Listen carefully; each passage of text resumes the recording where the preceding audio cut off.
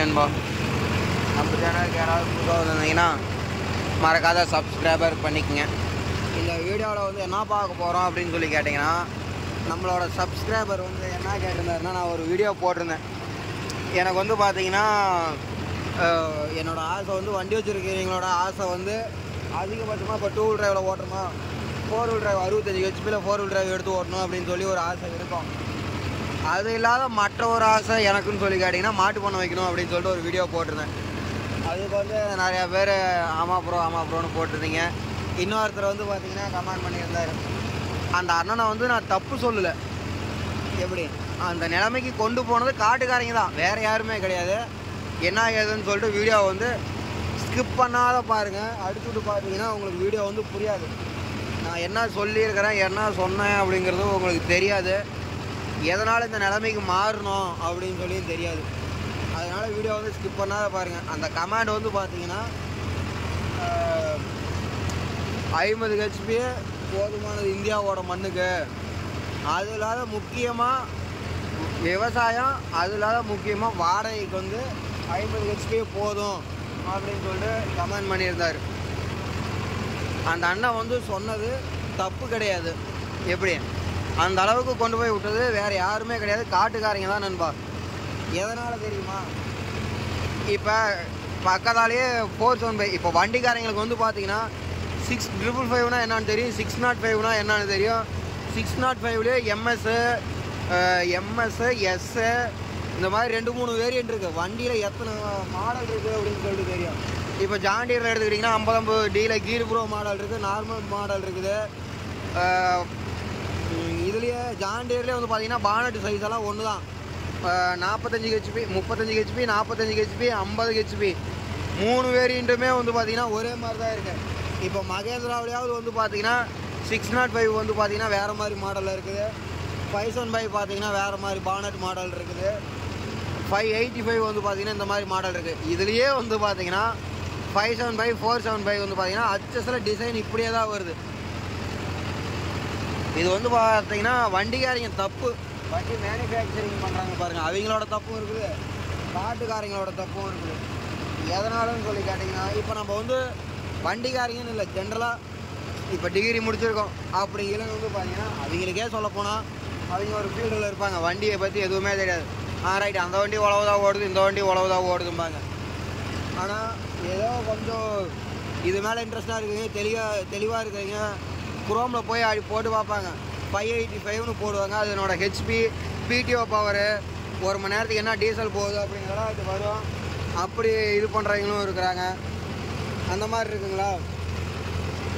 இப்போ வந்து பார்த்திங்கன்னா இந்த காடு உழவு ஓட்டுறேன், பக்கத்தால் காடு வேறு வண்டி உழவு ஓடுது.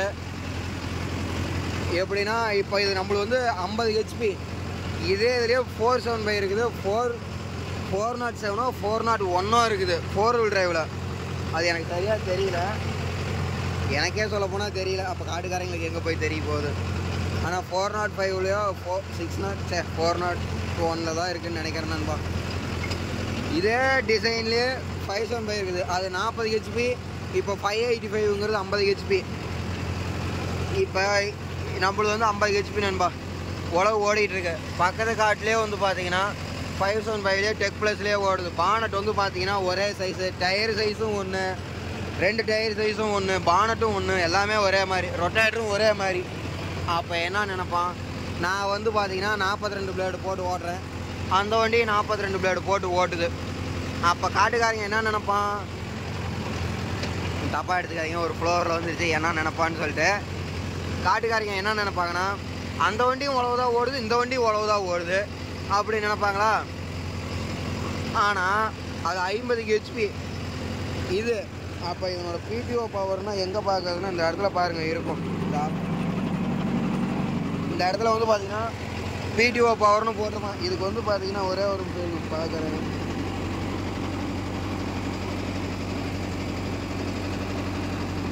இதுக்கு பிடிஓ பவர் வந்து பார்த்திங்கன்னா 45 புள்ளி வருது, சரியாக தெரியல, சம்திங் 45 வருது. அதாவது 50 ஹெச்பினா 45 ஹெச்பியோட பிடிஓ பவர் தான் வேலை செய்யும். அதுக்கே வந்து பார்த்தீங்கன்னா ஃபினிஷிங் பாருங்கள், அந்த இடத்துல கொசன்னு புல்லு இருக்குது, இந்த இடத்துல மீடியமான புல்லு. கண்டிப்பாக இது 1/2 அடி வந்திருக்கும்.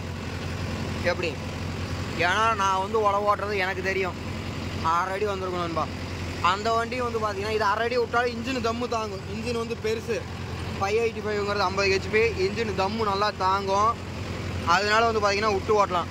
575 ஓடுதா 6 அடிக்கு கீழே விட முடியுமா? அதுவும் இந்த ஈரத்தில் மண் வந்து பார்த்தீங்கன்னா கையில் அள்ளி இப்படி பிடிச்சோம்னா உருண்டை பிடிக்கும். உருண்டை அழுத்தினோம்னா அப்படியே அந்த உருண்டை அப்படியே இருக்கும். மண் வந்து பிரிஞ்சு போகாது. ஈரம் நல்லாவே இருக்குது. இதில் வந்து பார்த்தீங்கன்னா அந்த வண்டியில் ஓட்ட முடியுமா? இவ்வளோ ஆழம் விட்டு இவ்வளோ ஃபினிஷிங்கோட முடியாது. இன்ஜின் தப்பான்னு ரொம்ப லோடு வாங்கும். இந்த அளவுக்கு ஃபினிஷிங் போகாது. லிவரை வந்து பார்த்தீங்கன்னா தூக்குவாங்க. இதுக்கே நான் லிவர் சொல்ல போனால் உங்ககிட்ட சொல்கிறது என்ன, லிவர் தூக்கி தான் இருக்கேன். எதனால் தூக்கி இருக்கிறேன்னா ஒரே ஒரு நிமிஷம் காட்டுறேன், நீங்கள் தப்பாக எடுத்துக்காதீங்க.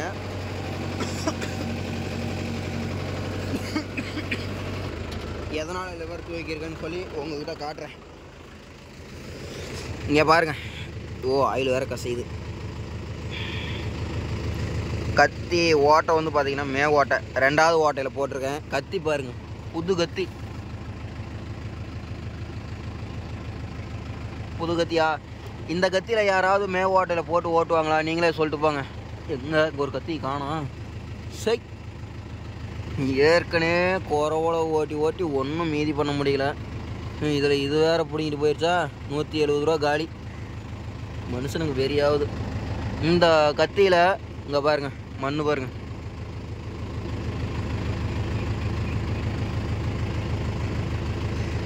இந்த அளவுக்கு ஏறத்தில் புது கத்தியில் 2வது ஓட்டையில் போட்டு 2 லிவரும் வந்து பார்த்தீங்கன்னா 50 ஹெச்பியில் ஓட்ட முடியாது. ஓட்டலாம். 1200 தான் ஓப்பனாக சொல்ல போனால்.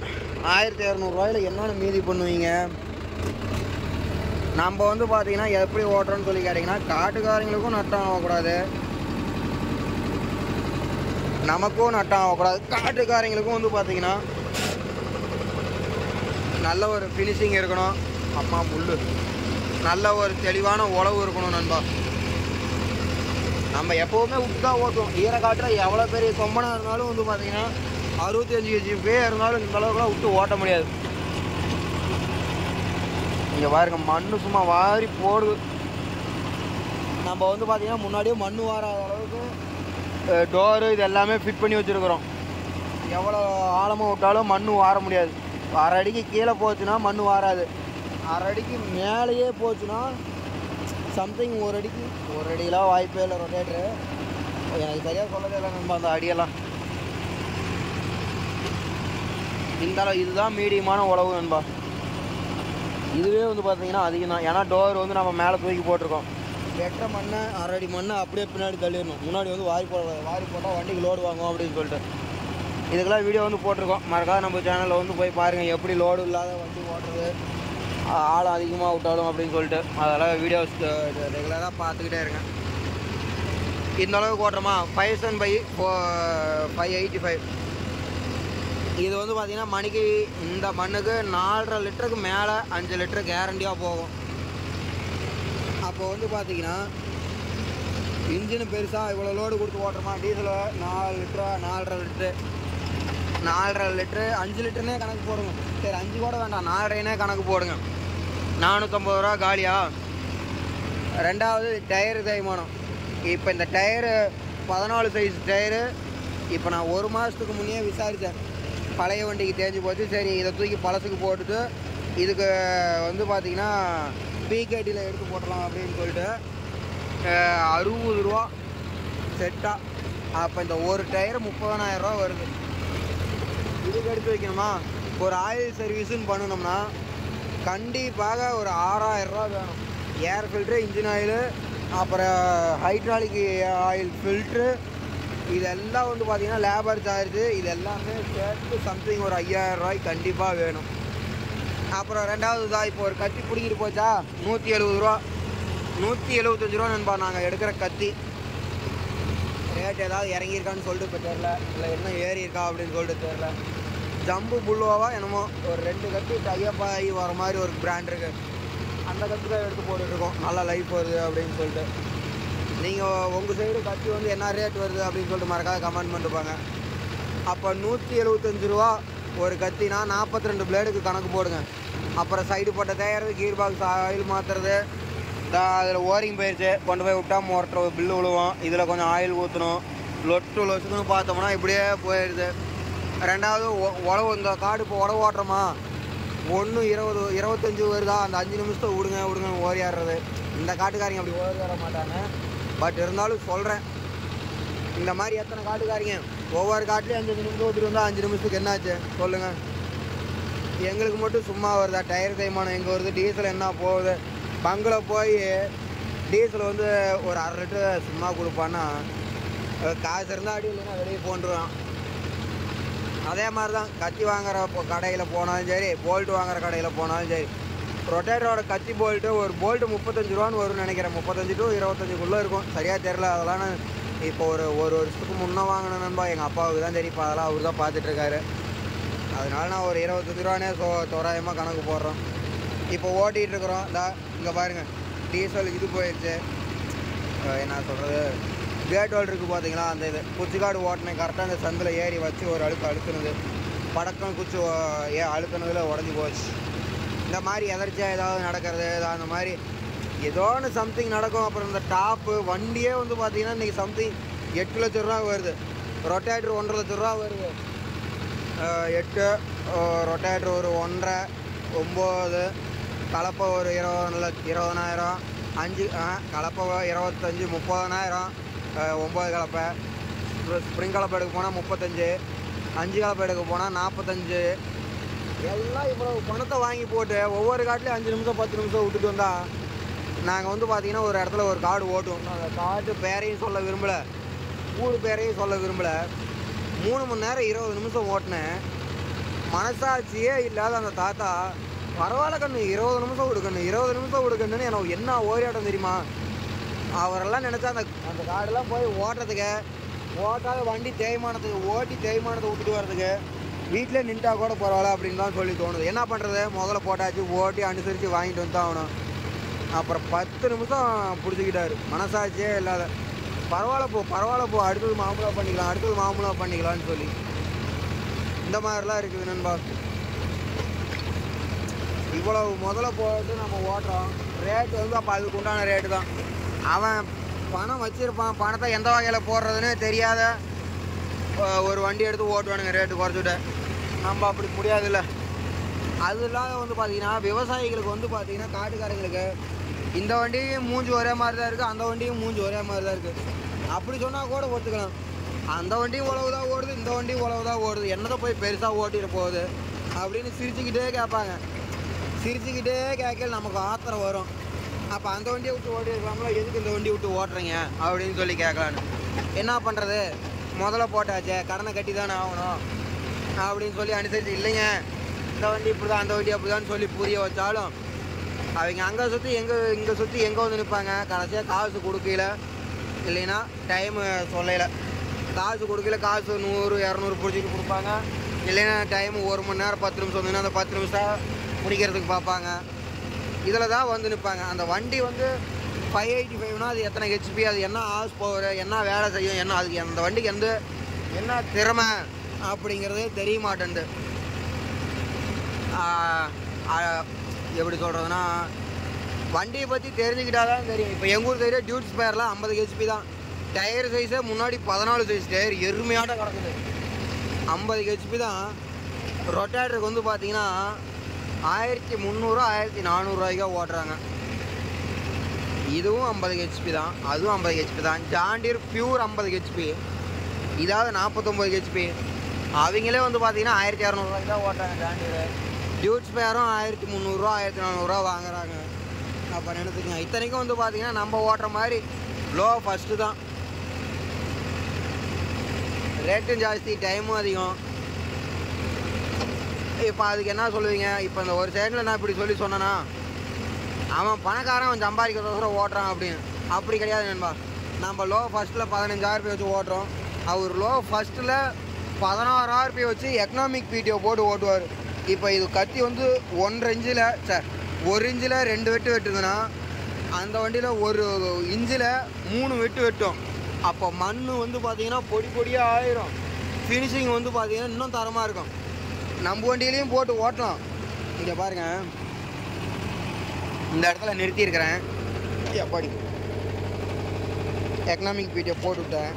அவர் அதே மாதிரி 2 லிவரும் கீழே இறக்கி தான் விட்டு ஓட்டுவார். 15ல் இருந்தது வண்டி சும்மா அப்படியே தப்பன்னு இங்கே பாருங்க சவுண்டே மாறி போச்சு. மனசாட்சியே இல்லை.